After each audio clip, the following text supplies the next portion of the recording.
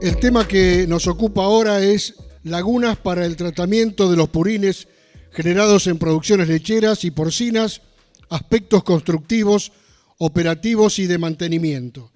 Este tema va a estar dado por Karina García, del INTA Barrow.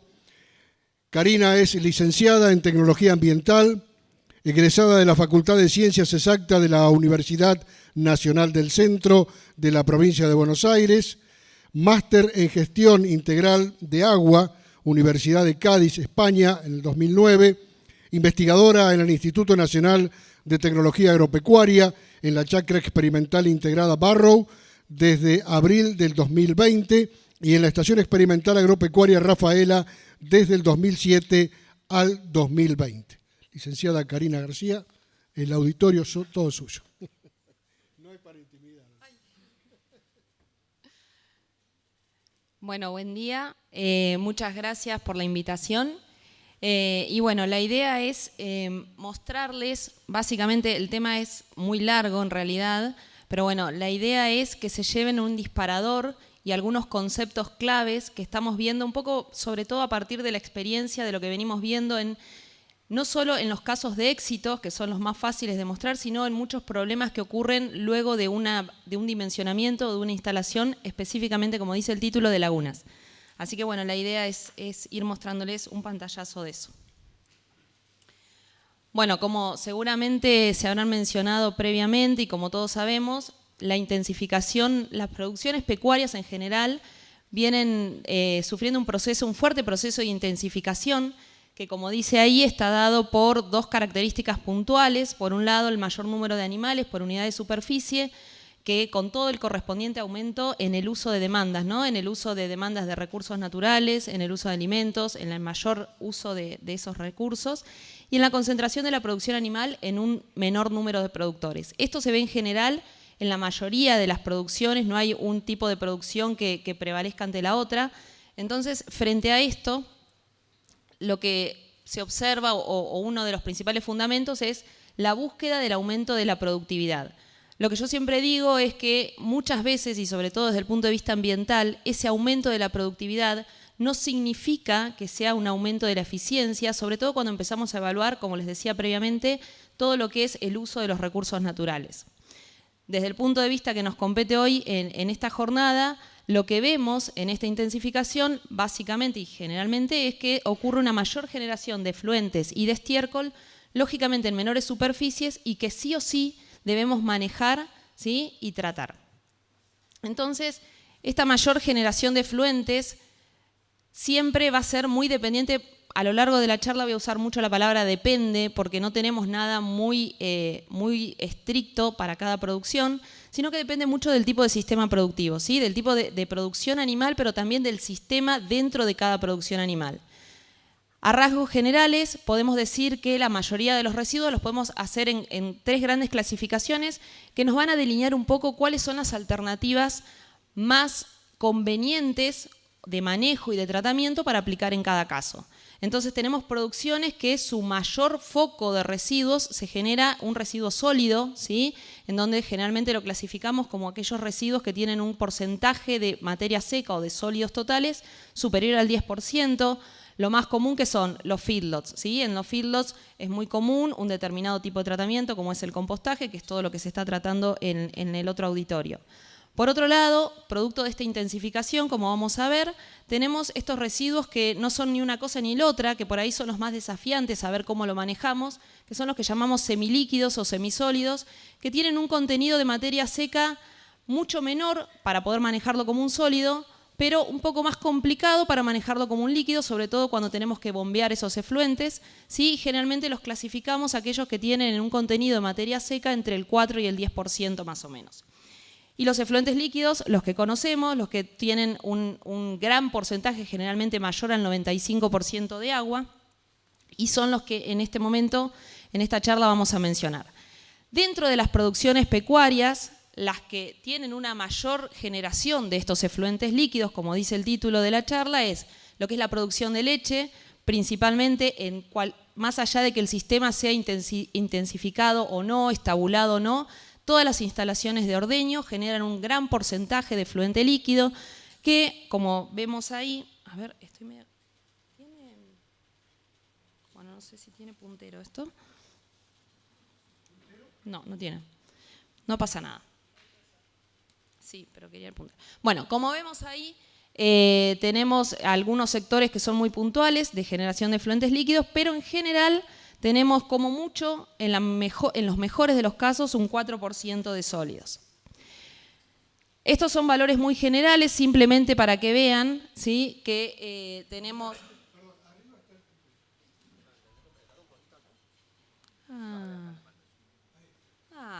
Pero de 10, gracias. Mucha tecnología para mí. Bueno, entonces lo que vemos acá es algunas caracterizaciones o de algunos casos puntuales o valores muy generales, pero lo que vemos, como les decía, que son efluentes que tienen muy poco contenido de materia seca, ¿sí?, con lo cual sí o sí nos está llevando a o quitando alguna de estas posibilidades de tratamiento, como es, por ejemplo, el compostaje. Dentro de la producción de leche, como decíamos, también tenemos una fuerte intensificación que se viene dando por encierres estratégicos para suplementación de alimento. En algunos casos tenemos pistas de alimentación en donde, para no generar un mayor volumen de efluentes líquidos, se hace un barrido, pero tenemos otro gran problema que ahora no lo vamos a tocar acá, que es la acumulación de sólidos. Pero en muchos establos, sobre todo, que son encerrados, es más común últimamente hacer un lavado que se llama por flashing, ¿sí? Es una capa de agua, una ola de agua que genera un barrido, ¿sí? Tiene varios... Bueno, está bien, no está bien. Tiene varios fundamentos, eso, sobre todo lo que es la reducción de tiempos operativos, por eso es muy común asociarlo a sistemas que están intensificados, que están encerrados y demás. Más allá de que al ser un sistema encerrado tenemos una mayor concentración de sólidos, este volumen de agua que se utiliza para lavar sigue generando un efluente muy líquido, pero los volúmenes aumentan considerablemente, ¿sí? Y por otro lado, la producción porcina, todos los sistemas también, los más intensificados, que generalmente presentan este sistema full slat, que en donde el animal está parado sobre una especie de rejillas, debajo hay fosas con líquidos y todo el estiércol se recoge ahí, también generan grandes volúmenes de efluentes líquidos, ¿sí?, como los que vemos acá en... Estoy complicada con el puntero, perdón. Como los que vemos acá en esta fosa. Lo mismo, tenemos bajos contenidos de materia seca, tenemos muchas variaciones dependiendo también la etapa de gestación del animal, ¿sí? Siempre esto va a ser muy variable y las variaciones en cualquier sistema productivo dependen no solo de la escala, depende de cómo está implantado el sistema, pero sobre todo del manejo de las rutinas de limpieza, de las formas, de la frecuencia, de acuerdo a cuál sea el sistema, ¿sí? Entonces, más allá de eso y a rangos generales, estas producciones nos están generando cada vez volúmenes más importantes de efluentes líquidos, ¿sí? Y que lo que observamos es que en los mejores casos, dimensionado o no, como está ahí esa salvedad, la forma más común de manejarlos es con lagunas. Ahora, muchas veces creemos que la laguna, que de por sí, si lo evaluamos dentro de lo que son sistemas de tratamiento, de manejo, quizás sea el más simple, pero a veces subestimamos esto y empiezan a ocurrir problemas, sobre todo con lo que tiene que ver con el dimensionamiento, ¿sí? Entonces, un poco ahí es donde vamos a tirar un poco de algunas pautas, ¿sí?, para poder que funcionen como disparadores, como les decía al principio. Entonces, cuando algún productor nos dice, bueno, sí, tenemos la laguna hicimos la laguna para este sistema productivo. Entonces, yo siempre pregunto, ¿dimensionadas para qué? ¿Sí? Porque no es lo mismo, y ahí vamos a empezar a ver las diferencias. No es lo mismo si dimensionamos una laguna pensando en un uso agronómico, si dimensionamos una laguna pensando en que quiero ir quitándole poder contaminante a ese efluente porque no me queda otra que volcarle un cuerpo de agua, o porque lo quiero reutilizar para limpiar el piso de la instalación, como con la práctica del flashing, como les mostraba recién. Entonces, si bien parecen cositas menores, influyen mucho tanto en el diseño como en el dimensionamiento de esas lagunas, ¿sí? Y antes de seguir por ahí con las cuestiones más teóricas, quise poner por ahí algunas que yo digo preguntas o afirmaciones que me encuentro cuando voy a visitar a algún productor, independientemente si es porcino o si es productor lechero, ¿sí? Ha quedado, ahora vamos a mostrar, pero ha quedado muy instaurada la idea de las 3 lagunas, ¿sí? No sabemos para qué, si la vamos a usar agronómicamente, si queremos limpiar el efluente o qué, pero ha quedado muy instaurado el tema de las 3 lagunas. Y a veces, y yo siempre hago foco en esto, son inversiones muy costosas, tanto el movimiento de tierra, la geomembrana, o si hacemos impermeabilización con bentonita, y a veces no sabemos para qué, o no tenemos un objetivo claro, y se termina un poco subutilizando el sistema o mal utilizando, ¿sí? Las preguntas de ¿siempre hay que usar 3 piletas? O la típica, no, la primera es una pileta decantadora. Yo les voy tirando esto y después vamos a ver un poco más de conceptos, ¿sí? Las consultas frecuentes de la impermeabilización. Si tengo la primera decantadora, la segunda, ¿la tengo que impermeabilizar sí o sí? ¿Cuántas lagunas tendría que hacer? Y la típica, ¿me conviene hacerlas en serie o en paralelo? Así voy descansando una. Bueno, la respuesta, como les dije al principio, siempre es depende. Depende de un montón de factores, ¿sí? Entonces, lo primero que yo siempre hago hincapié es, bueno, ¿de qué queremos hablar? ¿O a dónde nos queremos enfocar? ¿En lo que es manejo? ¿En lo que es tratamiento? ¿En lo que es almacenamiento? Y ahora vamos a ver que hay una diferencia muy grande en eso, ¿sí? Primero, me pareció que este esquema podía resumir un poco eso, ¿sí? Como bien sabemos, Provincia de Córdoba es pionera en todo lo que es la normativa de uso agronómico de efluentes pecuarios, ¿sí? Lo cual nos permite hacer una utilización agronómica, ¿sí? Previo a esa normativa teníamos, y sigue existiendo, mejor dicho, una normativa que es específica para vertidos de efluentes industriales, en donde se observa el efluente cuando está, como dice acá, cuando se vierte a un cuerpo de agua. Los parámetros que observamos, las prácticas o los manejos o las tecnologías que aplicamos son muy diferentes y vamos por un camino o vamos por otro. Entonces, primer punto a tener claro es eso. Por un lado, por practicidad, por operatividad, pero sobre todo también por eficiencia propia de cada tecnología o de cada sistema, ¿sí? Entonces, acá un poco de los conceptos, que quizás es medio teórico, pero para que quede claro, cuando hablamos de lagunas de estabilización, esto que siempre quedó, como les decía, quedó instaurado el sistema de triple laguna, estamos pensando en un tratamiento, estamos pensando en degradar materia orgánica que tiene ese efluente. Y como está ahí, como les puse la definición, las lagunas de estabilización son cuerpos de agua que están diseñados para tratar biológicamente un efluente orgánico. Con lo cual, esa afirmación que yo les mostraba al principio, la pileta decantadora, la decantación es un proceso físico, ¿sí? No sería lo más óptimo hacer una laguna, construir una laguna para que nos decante el sólido. Sí, a veces aprovechamos lo que hay y hacemos que se quede más cantidad de sólido, se concentre la cantidad de sólido en la primera laguna, ¿sí? Aprovechando el sistema que tenemos. Pero que quede claro que las lagunas no tienen la función de decantación, ¿sí? Si están bien diseñadas o al menos si hablamos de laguna de tratamiento, ¿sí? Entonces, cuando hacemos una laguna de tratamiento, el objetivo es remover la carga orgánica y los microorganismos patógenos. Además de carga orgánica, nutrientes. ¿Estamos en línea con lo que es el uso agronómico? ¿Qué les parece? No. Justamente en el uso agronómico, ¿qué queremos? Aprovechar todo, ¿sí? Bien. Generalmente se diseñan en serie para mejorar el tratamiento. En realidad ocurren diferentes procesos biológicos, aeróbicos, anaeróbicos, facultativos, que diseñándolos en serie lo que hago yo es optimizar que cada grupo de microorganismos trabaje mucho mejor en cada laguna por separado. Por eso se hacen lagunas en serie, ¿sí? Entonces, no voy a tener la misma cantidad de carga orgánica y de nutrientes en una segunda o tercera laguna que en la primera. Justamente por eso se aprovecha a veces cuando está eso, decimos, bueno, hacemos uso agronómico de la primera, ¿sí? Pero que quede claro que si tengo que diseñar un sistema de cero, si yo quiero aprovechar agronómicamente, no es necesario las 3 lagunas. ¿Se entiende más o menos? Bien. Y acá, dentro de lo que son lagunas de estabilización, existen las lagunas anaeróbicas, facultativas, aeróbicas.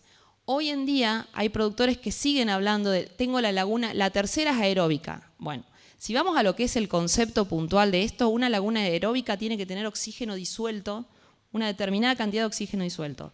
Estos materiales, sean porcinos, sean bovinos, tienen mucha cantidad de materia orgánica, ¿sí? Esa materia orgánica, cuando entra a un medio líquido, biológicamente y químicamente consume todo ese oxígeno. Con lo cual, la única que nos queda es una laguna anaeróbica, es decir, sin oxígeno. Por eso yo siempre digo, diseñada adrede o no, si tengo 2 lagunas, la primera siempre va a ser anaeróbica. ¿Se entiende? Bien, ahora, de ahí a que vayamos, que el sistema de triple laguna nos asegure que la tercera es aeróbica, es muy complicado. ¿Por qué? Porque seguimos teniendo mucha cantidad de materia orgánica y para asegurarnos de eso, tenemos que tener oxígeno, aireadores que nos estén inyectando oxígeno en la laguna y que sí nos aseguran bajar esa cantidad de materia orgánica a los niveles que nos pide la normativa. Si no, no es tan fácil con estas cargas. ¿Se entiende? Bien. En cada una de estas lagunas ocurren diferentes procesos biológicos, ¿sí?, que nosotros con el diseño potenciamos o ayudamos a que ocurran esos procesos. Por eso también siempre la primera laguna, como digo, diseñada correctamente o no, con los parámetros que después vamos a ver o no, siempre se hace más profunda, ¿sí? Esa idea también está bastante instaurada, que la primera es más profunda. Y no es para que decante más, sino al ser más profunda lo que hago es favorezco a que la mayor parte de la columna de ese fluente líquido no esté en contacto con el oxígeno del aire y por lo tanto favorezco a ese proceso anaeróbico, ¿se entiende? De hecho, no vamos a hablar de biodigestores, pero un biodigestor básicamente funciona, o en como bien que dice gases, bueno, estoy mal con el puntero, perdón. Acá, como ven que dicen gases, bueno, estos gases en realidad es el biogás, ¿sí? Producto de todo ese proceso anaeróbico estoy generando biogás. Eso ocurre en la primera laguna. A veces, si tenemos más lagunas y no están bien dimensionadas, puede ocurrir en la segunda y en la tercera. Pero yo no les puse acá un video para que lo vean, pero es muy común muchas veces observar en una primera laguna un burbujeo. Ese burbujeo es el típico del biogás, ¿sí? Y nos está indicando claramente que esa laguna, como vuelvo a decir, dimensionada o no, es anaeróbica.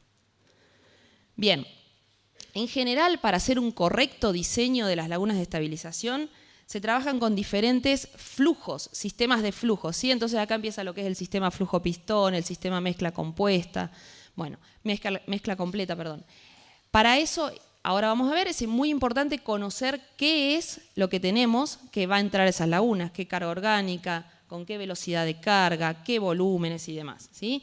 Pero lo que quiero que vean es que de ahí y de cuando se hicieron los primeros trabajos allá en INTA Rafaela, el sistema de triple laguna, de ahí también ha quedado muy instaurado este sistema de triple laguna.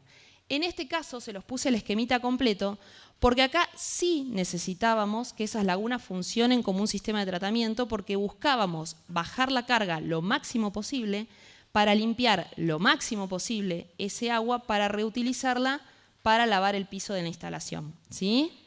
Esa es la razón. Si nosotros tuviésemos que disponer a un cuerpo de agua, quizás tenemos que aún potenciar más esa tercera laguna o hacerle un tratamiento terciario como son los humedales y demás, ¿sí? Pero que quede claro la diferencia. ¿Se entiende hasta ahí?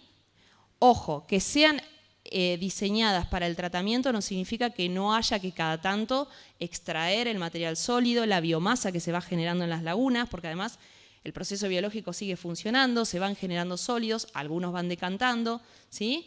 Sí o sí tenemos que hacer, pero no es el mismo objetivo, ¿se entiende? Pensando siempre en el diseño, en el volumen a almacenar y demás. Entonces, en estos sistemas, lo que se evalúa, como ven acá, vamos viendo cómo a través de las diferentes etapas va bajando, por ejemplo, ahora lo vamos a ver este parámetro, el contenido de materia orgánica. Yo me tengo que asegurar que al final de todo el esquema del sistema de tratamiento, ese contenido de materia orgánica haya bajado generalmente más de un 60%, me tiene que asegurar un sistema de triple laguna, ¿sí? Bien, ahora, las lagunas de almacenamiento, las que por ahí van directo abocadas a lo que es el uso agronómico, también están diseñados, pero están diseñados para contener un determinado volumen para un determinado tiempo, para luego darle un uso como enmienda. Lógicamente, que acá también van a ocurrir, no es porque yo digo, vos sos de almacenamiento y vos sos de estabilización, a vos no te ocurre ningún proceso biológico y a vos sí. Sí, seguro que sí, pero no estoy potenciando eso, ¿se entiende? Entonces, acá van a ocurrir diferentes procesos biológicos que van a estabilizar en cierta medida y esto está muy alineado con lo que piden las normativas, que ahora lo vamos a ver, los tiempos de almacenamiento y demás, ¿sí? Pero acá no necesito 2 o 3 lagunas. Ahora lo vamos a ver, pero con una laguna bien dimensionada es suficiente. ¿Se entiende? Bien, ahora les voy a algunos conceptos previo a continuar con esto, que seguramente ya se han mencionado y son muy conocidos. Lo que es economía circular, hoy lo que tratamos es justamente de, como dice ahí, de pasar de este concepto de economía lineal, en donde creíamos que todos los recursos que nos daba la naturaleza eran infinitos, hacíamos el proceso productivo, lo que no nos servía lo desechábamos y listo, y un poco eso está alineado a estos sistemas de tratamiento para degradar, en donde lo que generaba cualquier sistema productivo se trata y se vuelca, por ejemplo, se dispone o se va a una disposición final, ¿sí? Hoy, justamente, lo que se trata es esto, economía circular, es decir, trato de disminuir la cantidad de residuos que genero y los que genero volverlos a introducir al sistema para darles el mismo uso o otro uso, ¿sí? Las famosas 5R que están ahí.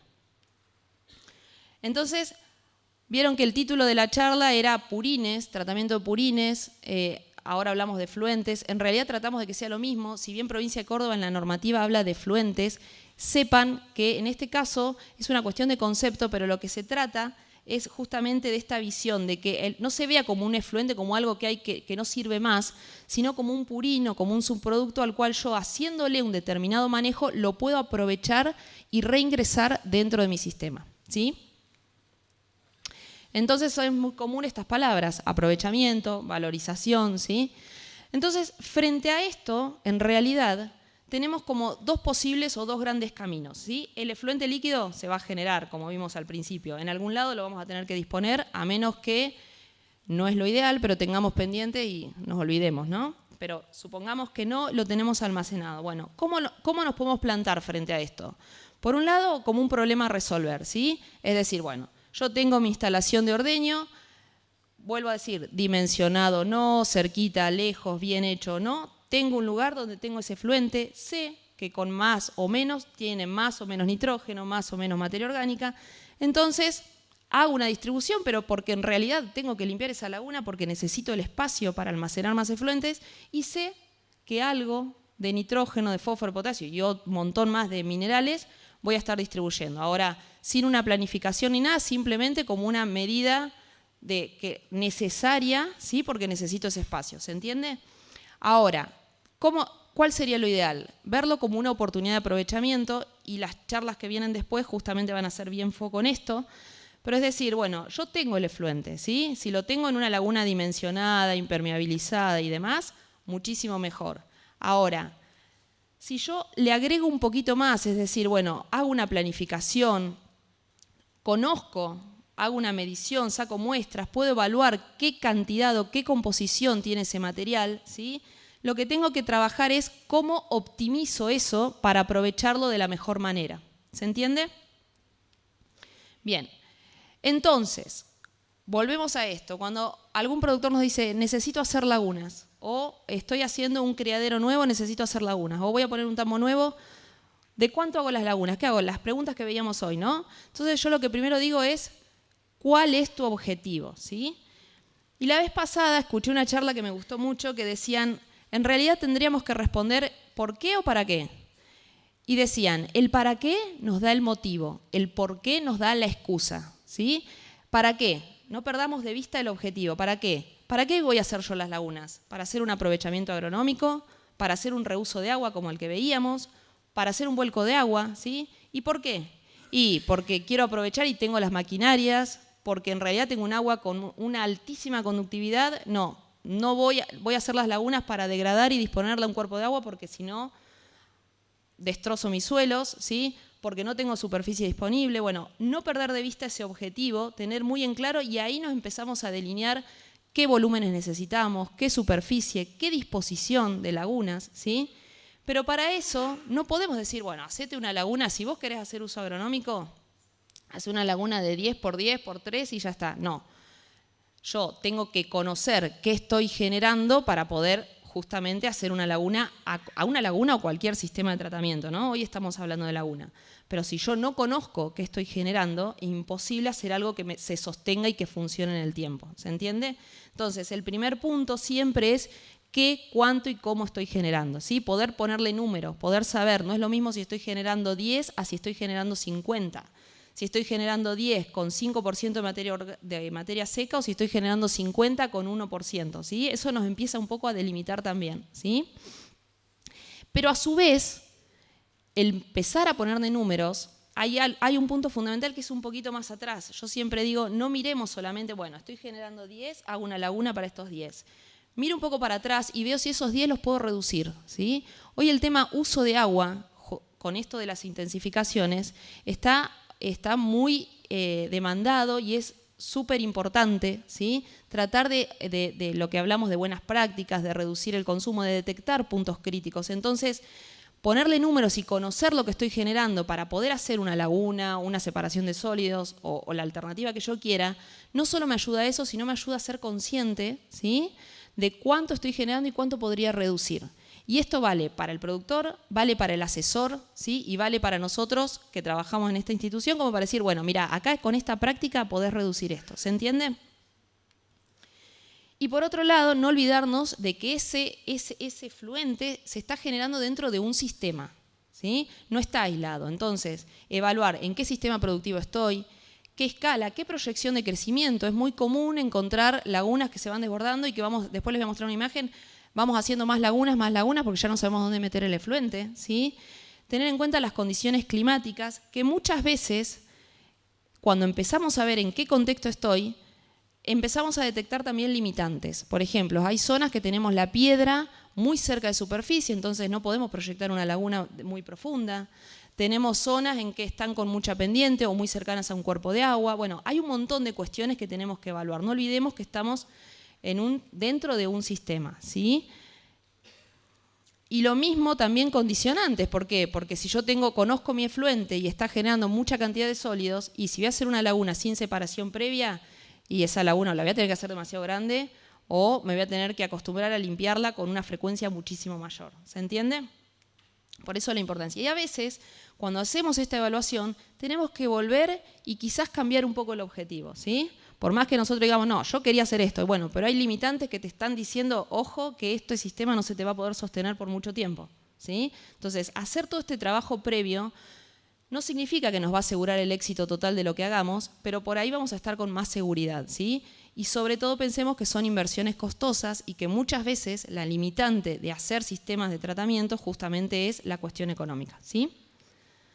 Bien, y lo otro que siempre digo es adaptemos, no copiemos y peguemos, porque yo sé que un criadero de 1000 madres tiene el mismo, o sea, maneja igual que yo el sistema y él hizo esas 3 lagunas porque así yo hago lo mismo y capaz que a mí no me funciona. Entonces, conozcamos nuestro sistema, conozcamos nuestro entorno y adaptemos quizás un mismo manejo pero adaptado a nuestra realidad, ¿sí? Entonces, y por último, ¿qué nos dicen las normativas? Las normativas, esto que decíamos, verlo como algo que se puede valorizar, ¿sí? Una vez, ya no me acuerdo a quién se lo escuché, que dijo que esos efluentes que se están generando en realidad son recursos fuera de lugar. Porque si nosotros nos vamos a la cantidad de nutrientes que consume el animal y lo que queda en el estiércol, generalmente es alrededor del 70%. Entonces, todo el nutriente que nosotros le pusimos a la alimentación del animal, mucho nos está quedando, no solo que no lo estamos aprovechando, sino que estamos contaminando, ¿sí? Entonces, todas las normativas, con algunas diferencias, las que existen hoy en día, lo que nos están diciendo es, ojo, valoricemos que tenemos un recurso, ¿sí? Sobre todo apuntan a esta valorización agronómica, no me voy a detener más porque los chicos después van a hacer mucho más hincapié en esto. Solamente para que sepan que, como les decía, Córdoba tiene la normativa que fue pionera y Buenos Aires, un año después, también tiene una resolución que apuntan exactamente al uso agronómico, ¿sí? Y, como decíamos, volvemos a ver esto. ¿Cuándo aplica una y cuándo aplica otra? Bueno, tenemos este esquemita en donde la utilización agronómica está normada por, valga la redundancia, por esta normativa que les decía, y si no tenemos la normativa de vertidos industriales. Lo voy a pasar rápido. Córdoba, la diferencia por ahí, la principal diferencia entre las dos normativas, Córdoba aplica a todas las producciones intensivas, leche, carne, porcino y avícola. La diferencia con las normativas anteriores es que incorpora al suelo como cuerpo receptor y se establecen requisitos mínimos. Este requisito, que seguramente todos lo conocen y que se está justamente ahora evaluando o reevaluando, es el almacenamiento de ese efluente durante 120 días, ¿sí?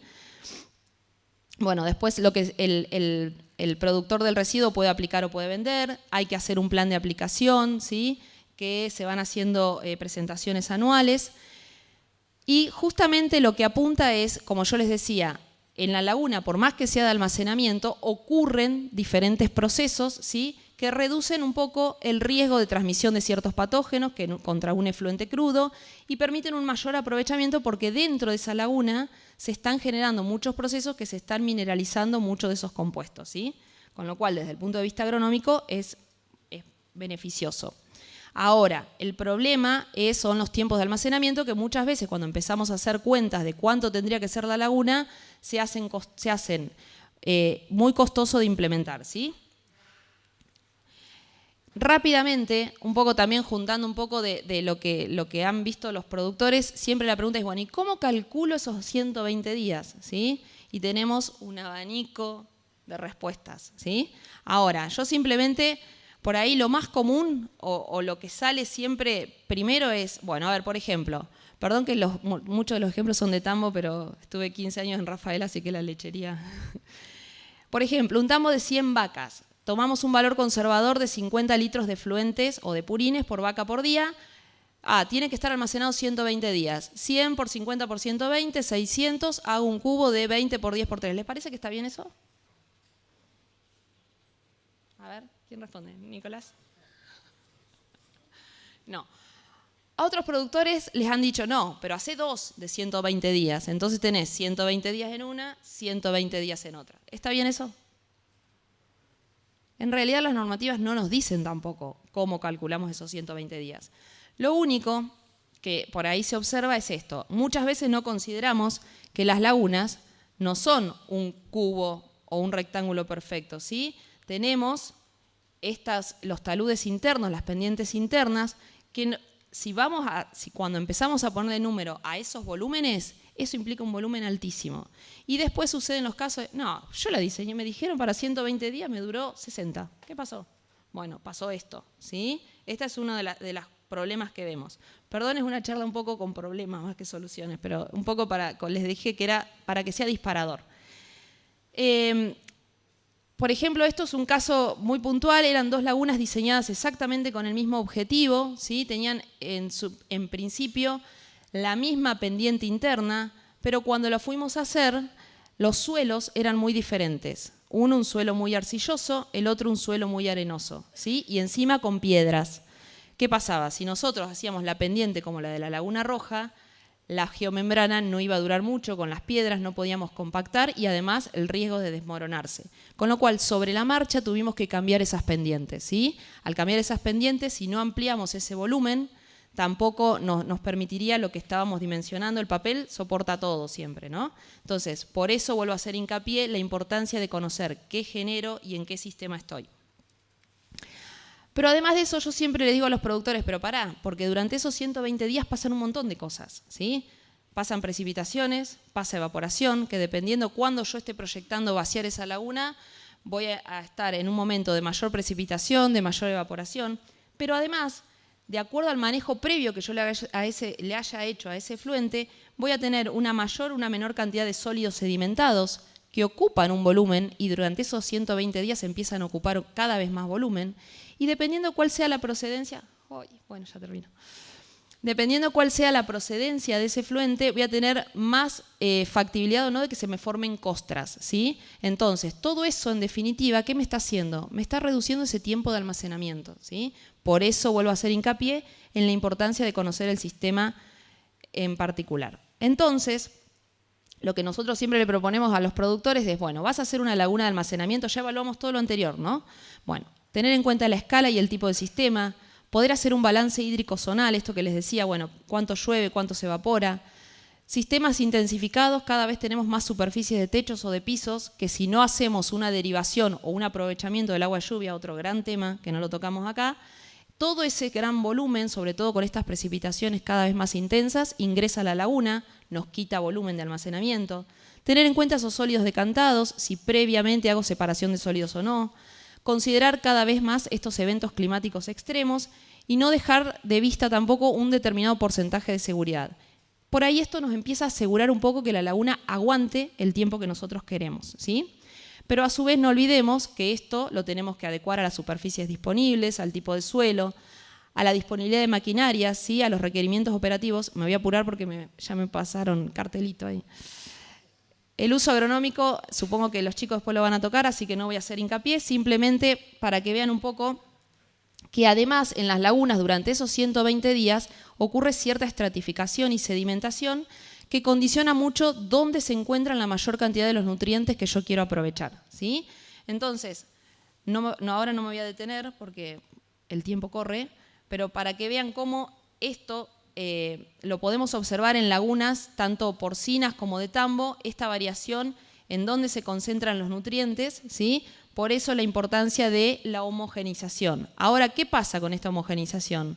No cualquier laguna a veces se la banca, ¿por qué? Por la geomembrana, por las pendientes internas, ¿sí? Entonces, tengamos también cuidado en esto. Fíjense, en esta laguna, con esta pendiente tan suave, si ponemos un agitador de esto, y por más que a veces los agitadores vienen con un pie y demás, el riesgo de romper la geomembrana es altísimo. Entonces, evaluar todas estas cuestiones previo a mover algo de tierra. ¿Se entiende? Otro tema que vemos es el tema de los taludes, ¿sí? Antes, cuando no era común tener lagunas impermeabilizadas, si no llegábamos con la manguera del tanque para limpiar la laguna, se hacían, no sé si alcanzan a ver acá, zanjitas, ¿sí? Entonces nos permitía llegar más fácil a la laguna. Hoy, si tenemos lagunas impermeabilizadas, eso no lo podemos hacer. Con lo cual, prestar atención al momento de dimensionar que este talud tenga mínimo 3 metros para que las maquinarias que necesiten acceder, ya sea tanque o removedor, puedan hacerlo. ¿Se entiende? La otra es las lagunas. Muchas veces se dimensionan lagunas. Esta, bueno, no le puse la medida acá, pero esta laguna tiene casi 100 metros de ancho, ¿sí? ¿Cómo hacemos para acceder a toda la laguna con estos equipos? ¿Sí? Pensemos eso de antemano, ¿para qué vamos a usar la laguna? Que también nos va a condicionar el dimensionamiento. ¿Sí? A ver, ya termino, Nico. Fíjense, esta es una laguna porcina, tiene un agitador que tiene mucha potencia el motor y sin embargo, fíjense qué pasa. Hay un montón de la laguna que ni se entera que está el agitador, ¿sí? Con lo cual, ese aprovechamiento agronómico lo más probable es que no sea lo más homogéneo que pueda ser, ¿se entiende? Y que tampoco la pueda limpiar al extremo. Este productor me decía, hace 11 años que tengo el criadero.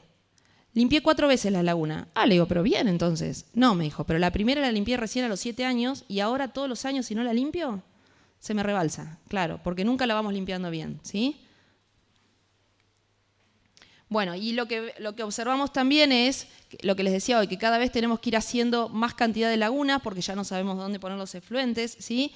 Y lo que les quiero mostrar es la diferencia. Este sistema, este criadero, es un criadero nuevo que antes de poner los galpones empezó a sacar cuentas de cuánto iba a generar, ¿sí? De qué volumen y qué quería hacer con eso. Fíjense la diferencia de la laguna, fíjense el ancho de la laguna, fíjense el largo, ¿sí? Entonces, acá hace 4 años que están haciendo un aprovechamiento agronómico, ¿sí? Y la laguna nunca se les rebalsó. Fíjense que no tiene siquiera descarga, que bueno, no sería lo correcto, pero no tiene una descarga la laguna por si se rebalsa, ¿sí? Entonces, fíjense la importancia de conocer todo el sistema de antemano. Y también la forma de la laguna va a condicionar mucho cuál es la forma de aplicación. Si yo hay sistemas, no me voy a detener tampoco, pero hay sistemas que me permiten distribuir un material con mucho sólido, no importa, pero hay sistemas que requieren que ese efluente no tenga tantos sólidos. Entonces, ojo ahí también cómo dimensiono esa laguna, de dónde hago la toma y demás, ¿sí? Ya termino.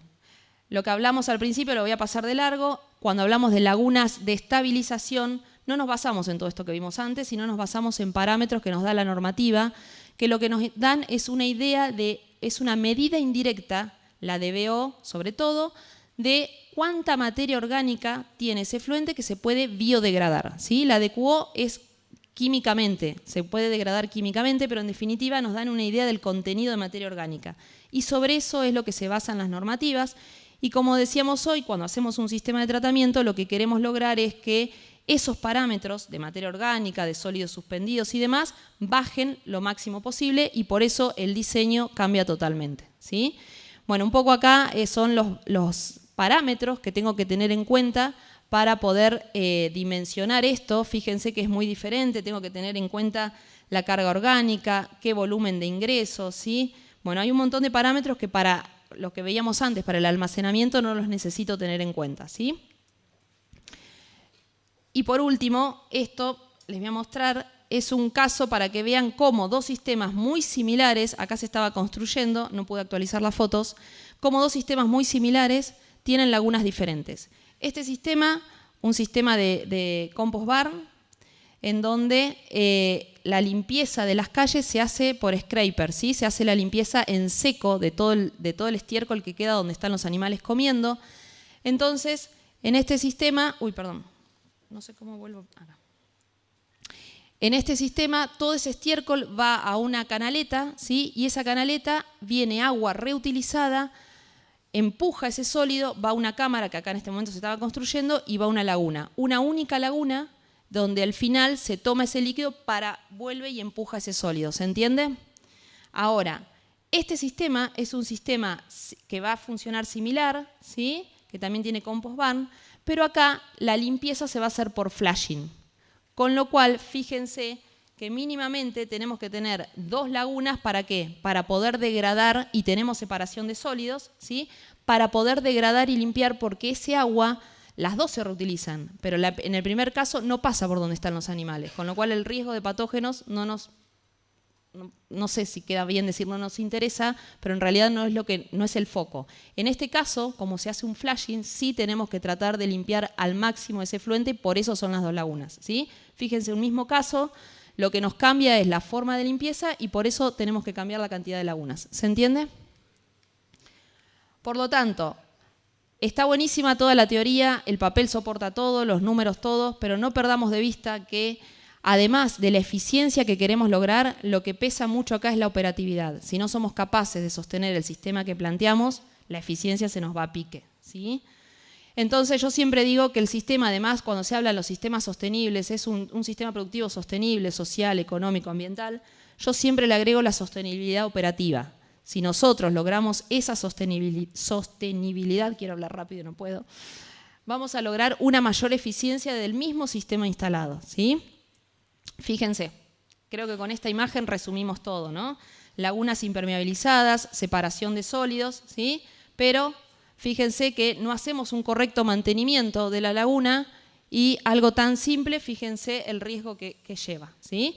Entonces, por eso, para mí y para cerrar, la gestión de los efluentes tiene que tener como 3, es un rompecabezas, ¿no? Por un lado, el manejo del purín, trabajar sobre la optimización y el aprovechamiento, pero no perder de vista de que tiene que complementarse perfectamente con la realidad y con la factibilidad operativa, ¿sí? Entonces, lo que proponemos siempre desde INTA es esto, una visión integral, un uso eficiente de recursos, valorizar los residuos, ¿sí? Pero no perder de vista las demandas y las necesidades. Y para eso lo que siempre trabajamos son estrategias de manejo, tratamos de evaluar y adaptar alternativas y tecnologías, aplicar buenas prácticas y, bueno, un poco lo que, como hacen los chicos, elaboración de protocolos de uso agronómico. Y para terminar, esta imagen, fíjense, esta no sé si la conocen, es la parábola de los, creo que son 7, 2, 4, 6, me sobra uno, de los 6 sabios ciegos, ¿sí? Todos conocen mucho y cada uno lo que toca sabe perfectamente lo que está haciendo. Ahora, fíjense que todos ven una realidad diferente, ¿sí? Entonces yo creo que lo que tenemos que hacer es trabajar fuertemente en esto, en unificar criterios, en darle una visión integral, no porque sea un efluente es totalmente malo, ni porque con el afán de hacer un aprovechamiento agronómico distribuyo todo como venga, ¿sí? Tratar de unificar criterios y darle una visión integral. Para cerrar esta frase, en que me gustó mucho, mi mayor fortaleza como consultor es ser ignorante y hacer algunas preguntas, y creo que estamos en el ámbito adecuado para poder trabajar en esto, ¿no? En complementar lo que es institucional, los productores, las empresas y no perder de vista la investigación y la extensión. Muchas gracias.